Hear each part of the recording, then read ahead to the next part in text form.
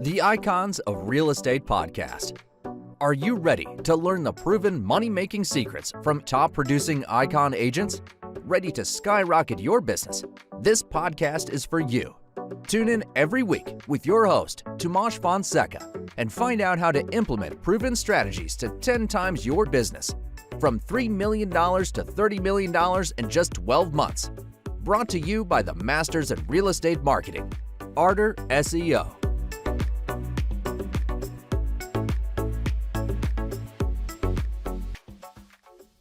Welcome to the Icons of Real Estate. I'm Tim Calloway. We have a very special guest for you today from the state of California, specifically from Los Angeles, Tara Klein from Tara Klein Real Estate. Tara, how are you? Good. How are you? Thank you for having me. Yeah, I'm doing great. Thank you for asking. Kind of winding out the day here on the East Coast. For you, it's just the middle of the day, so I'm sure you have plenty of things going on. So let's go ahead and start at the beginning. How did you get started in real estate, and how did you get to where you are now? Great question. I got started in real estate. It was sort of like second, third, fourth career. So I got started in my 40s, actually, my early 40s. I did grow up with a residential real estate mother who works out in a suburb of Los Angeles. So I was around it. And, I had always worked a corporate job, but felt like I was constantly connecting people. I had been in recruiting for big law firms. And then, 2008 happened and recruiting was a little bit slowing down corporately. I started my own recruiting business, Tara Klein Legal Search. And, it was a cold calling type of sale. I was in-house retaining people, doing professional development. And I didn't feel good about basically cold calling and looking for people who weren't happy with their job on any given day. So I decided that I was going to go into real estate. Like I'd left the sort of safety of a paycheck and all that already. And then, I thought this is just the perfect career for me. Yeah, that's fantastic. Now, was there a little help? Because I do talk to quite a few realtors that what I call legacy realtors, they have a parent who came out of real estate. Was mom a lot of help? I mean, was she kind of like... She was, and she wasn't. She was sort of discouraging at first, I think, because it was more of a secondary source of income for her. And she did it, when we were grown up. Yeah. And she, I'm definitely more in the warm and fuzzy. And she thought perhaps my skin wasn't going to be thick enough in dealing with, other realtors and some of the, not to be negative, but some of the, just getting your feelings hurt or some of the early rejection. But she was very good about, helping me not to sweat the small stuff, and just to keep going, and made me feel like, oh, that's not a big deal. It happens to everyone, keep going. Very, very much once I got into it and once I started to do well. But, I know a lot of people and I'm known in my community, but it wasn't as quick of a startup as I think like the people that hired me. I really had to work hard, and it took me, like most people, right before I was ready to go, like, things started to flow. Right. And again, I know so much more now about how, like, you come into it pretty blindly. I've had coaching, things like that. I would probably do things just a little bit differently, maybe join a team, if I were to start over. I'm on 10 years now. So. Yeah. So many folks now do join teams, there's so many teams, it's almost commonplace, but I know long ago, even beyond 10 years, even beyond 20 years, even beyond almost 30 years ago, everybody was solo. I mean, the only teams I ever saw were husband and wife. Spousal, Yep. And now it's like, hey, I'm hiring someone for my team, and I just need a buying agent, a listing agent. I just need someone who can close, or something. It's very niche, right? It's very niche. Right.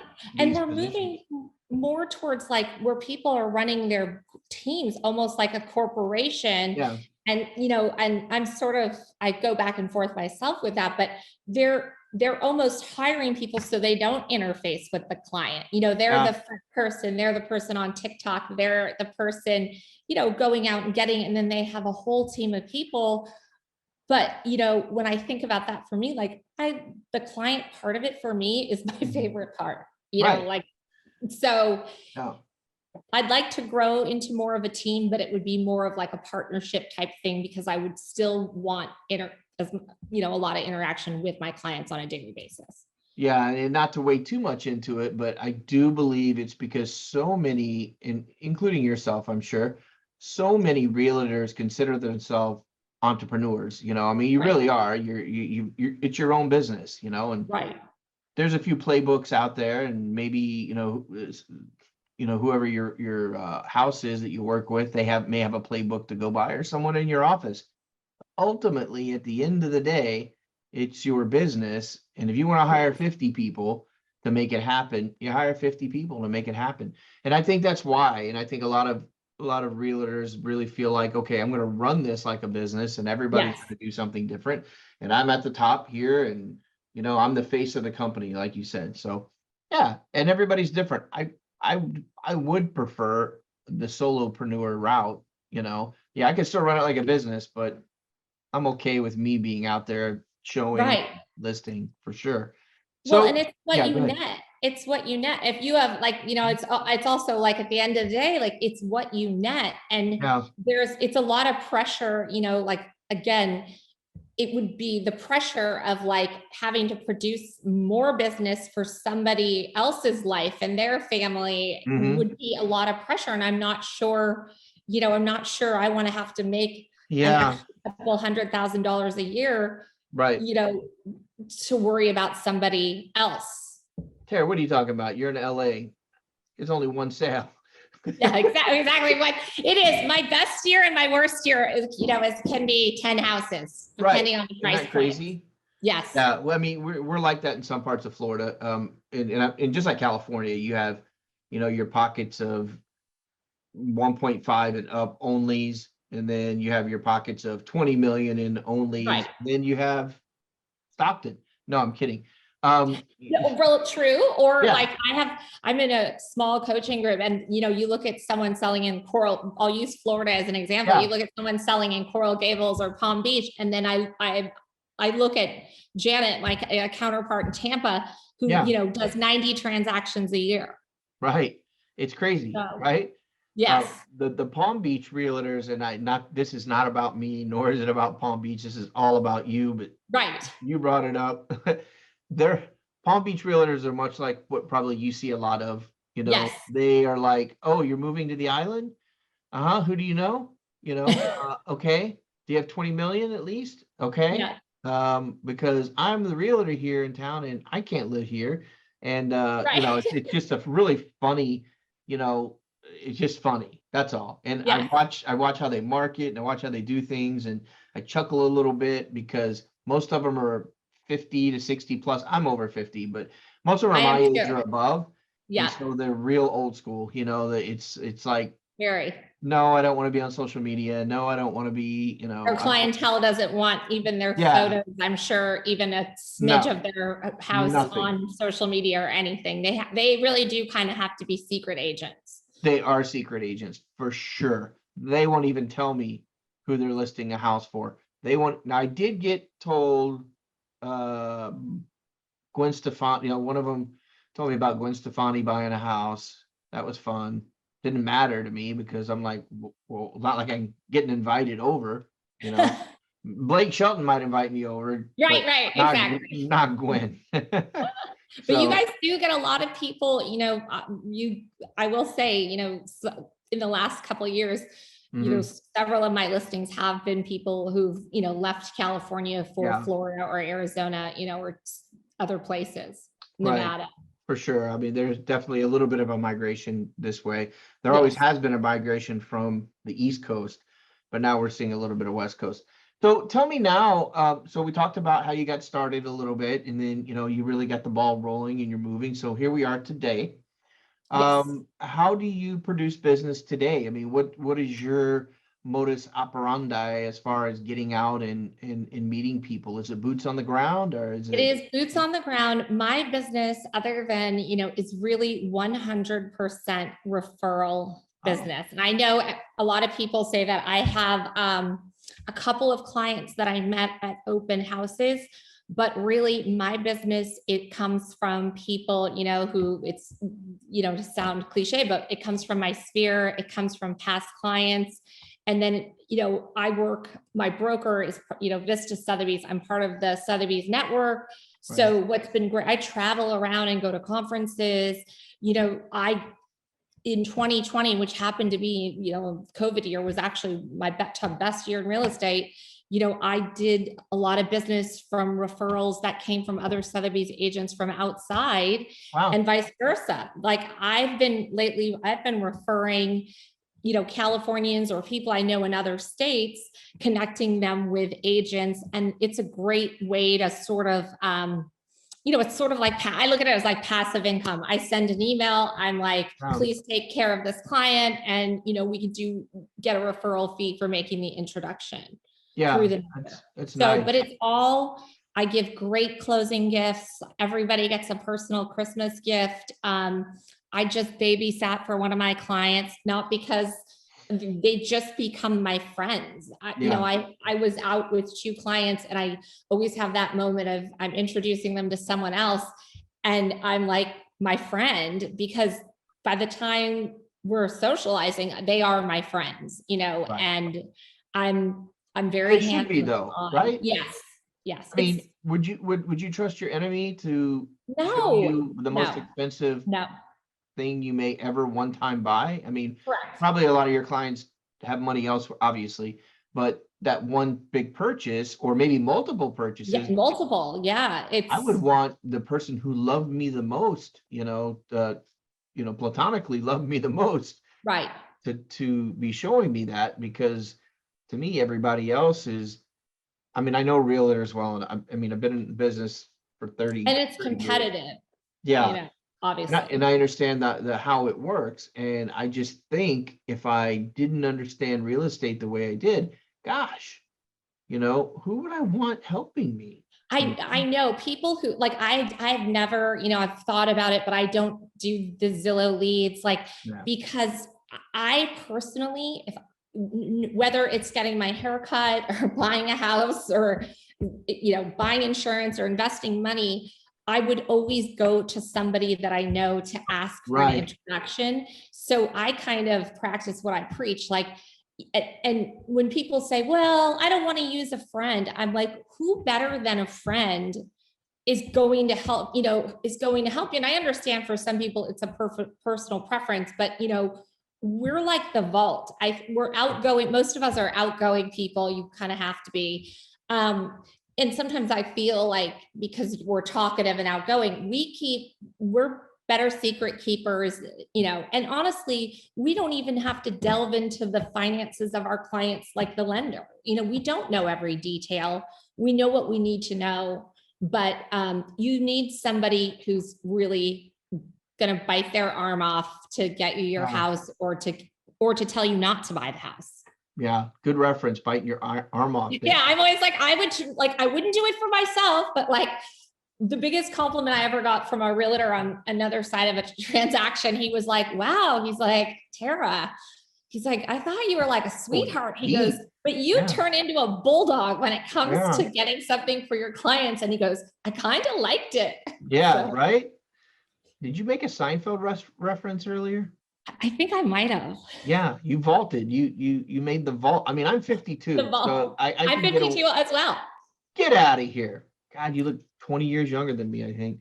We have a really good real estate agents and very good doctors in California, in Los Angeles, especially. There you go. That's another one. That's another one. Hey, that's another one you wouldn't just look online and pick either. That's another one you would only take, a referral from.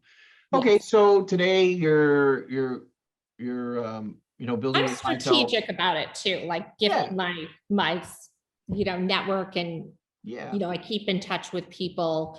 I have it all. I use a CRM, Close, But, I also have like their birthdays in there and their house anniversary dates and things like that are in my CRM, not just, name, email, and number. Right. So let me ask you this then. This is a trick question. It's not a trick question, but it's a fun question. If you did have an issue right now, if you did have a problem that, and I don't even like calling it a problem, a situation that has nagged you for years in the business, and I had a magic wand or I knew the answer on how to fix it, what would that be? What is the one thing that's always kind of, gotten to you in the business that you need fixing? That's a great question.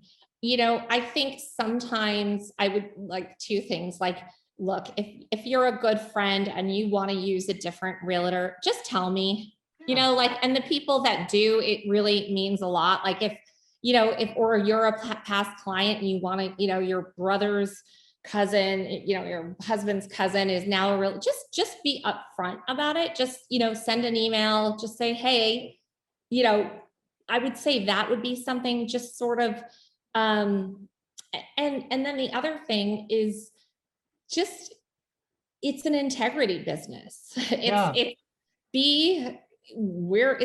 an integrity business. And I take that very seriously. Mm-hmm. And, sometimes I feel agents work a little bit in the gray. Other agents can work a little bit in the gray. And that's hard sometimes. Nothing like horribly offensive, but just follow the rules. Yeah. Follow the rules. Interesting.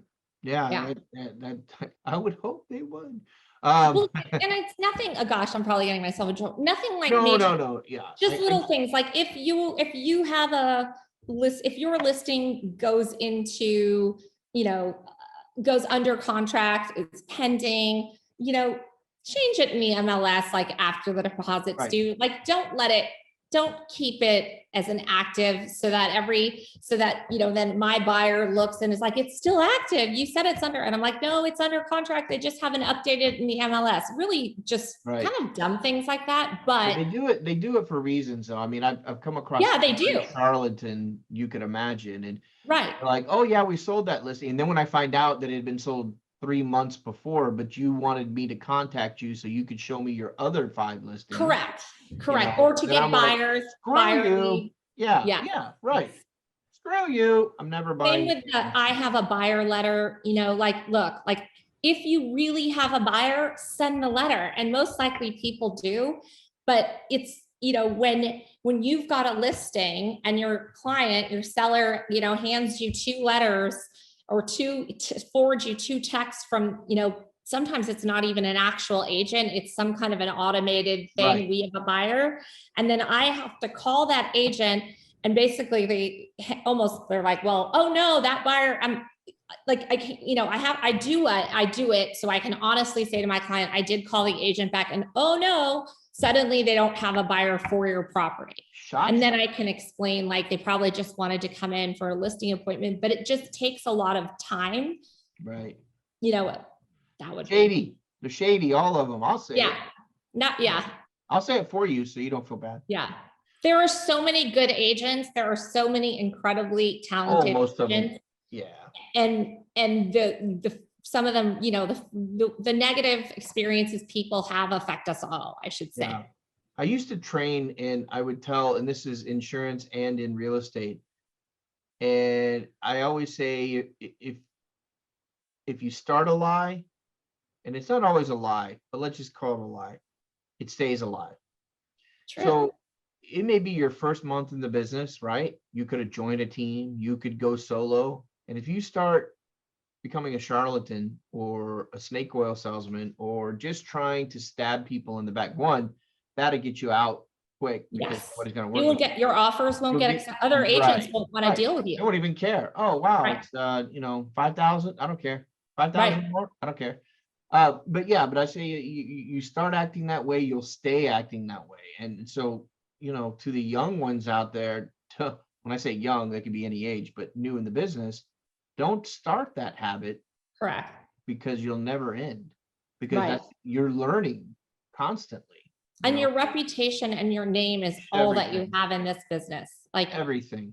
it's who you are, like what your client, testimonials, what your clients say, what other agents. I was nominated a few years and won, Citizen of the Year in our South Bay Association, which is really how other realtors perceive me. But it does help. If there's if there are 10 offers on a property and my buyer has the same price as somebody else, and that other agent has been, difficult, or it doesn't really manage their clients well, who do you think the listing agent is going to suggest to their seller that who's offer to pick, if all things are equal? Yeah. And I'm doing my clients a service. It's not that I need to be liked. It's to my clients' benefit to be a deal maker and not a deal breaker. I mean, all of us are in it for the same thing. The seller wants to sell the house. The buyer wants to buy the house, and we're just facilitators as real estate agents. Can I put that on your graphic for the YouTube channel? Sure. Be a deal maker, not a because we put titles. Everybody has a title with their photo. That's great. I like that. They're generally boring, right? Syndicates. And that's something you learn with time. Yeah. When you're new, you kind of want to show your buyer, like, I'm so good, I'm going to go to bat for you, and all this kind of stuff. You don't want to get in the way of the deal. Like, you really want to, your client is going to be, whether it's a seller or buyer, client is going to be the most happy with you if you get the deal done with the least amount of stress to them. Right. I was just taking a note, but that is going to be on your, that's going to be. Oh, great. I like that. Yeah. So let's have a little more fun now, a little less, beating up the bad guys, and a little more. Yeah, no, I know. I feel bad about that. Don't feel bad. Don't feel bad. They deserve every bit of it. No. So let's put our prognostication hats on. And where is Tara in 1, 3, or 5 years? What's the blueprint for you, going forward? Blueprint for me is, as I mentioned, right now I have someone that I work with. She's wonderful. I'd like to maybe be in a position to bring her on full time, in terms of, we do kind of a deal by deal, but I love, working with her. She'd be more of a junior partner, not an assistant. I mean, I have somebody that helps me with marketing, but I would really almost like a person that I could train. I think it's my old recruiting kind of HR background. Basically to, I see a lot of myself in her in terms of how she interacts with my clients. I trust her. I'd like to grow in that way, in that kind of a team, not necessarily hire like an office manager, bring on more of a partner. And, I mentioned my mom works out in a suburb about 45 minutes. I'm in Manhattan Beach from where she is. And I do some business with her. And if I had someone here, I could grow that. She's almost 80. I could grow that market a little bit. Just basically diversify. Good for her still being out there working. Oh yeah, I mean, crazy. That's kick butt. She doesn't DocuSign. I mean, she talk about hand delivering everything. Yep. I'm like, Mom, you could DocuSign that. Oh, we don't do that out here. I'm like, I'm pretty sure you do that out there, but yeah, Mom, I think everybody does it, but that's okay. And her clients talk about loyalty. I mean, her clients love her. I need to do a podcast with her. So oh my gosh. I can use, I don't, she might not know what I have to set it up for her. There's no DocuSign out here. That's going to say it on our graphic on YouTube. Yeah, exactly. A picture of her going, what? Yeah. That's cute. I love it. Okay. So that's a 1 year. What about a 3 or 5? I mean, okay. So what is your end game? That's a great question. Like, what's enough? I enjoy what I'm doing. Like I said, I would like to buy more real estate. I'd like to potentially, buy more real estate and maybe, flip things or have some rental properties. I've seen some of my clients. So that, I don't see myself starting my own business, but yeah, I do see myself growing a team, but again, more about other agents you know, like not grooming, but like developing other agents, you know, and sort of passing it off. And it's not just me. A lot of the agents that I talk to now, because we do look at this like such a business, you know, historically, like people in insurance or stockbrokers or dentists they could sell their business or sort of transition their business to somebody younger, a child.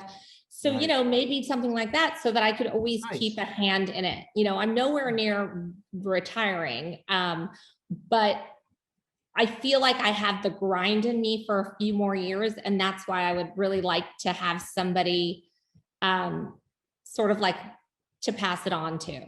Yeah, I think that's great. Keep that legacy going. Yes. Fantastic. How would people get in touch with you, Tara, if they wanted to list or buy or just chew your ear about looking great at 52, whatever it might be? Thank you. Whatever. Well, my Instagram handle is at Tara Klein Real Estate. And my telephone number, is area code 626-862-5971 or Tara at Tara Klein Real Estate or TaraKleinRealEstate.com. And I'm happy to talk to people who are interested in getting into the business or just, whatever. I'm a people person. There we go. So I always do this every show.